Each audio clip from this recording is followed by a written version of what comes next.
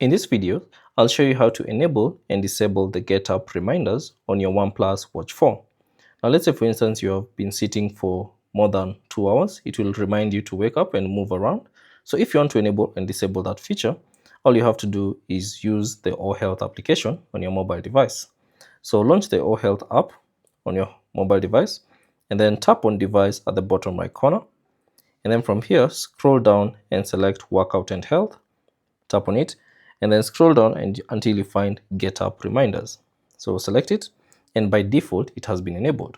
If you'd like to disable it, simply tap on that toggle switch icon and that will disable it. To enable it back, all you have to do is tap on that toggle switch icon and it will enable it.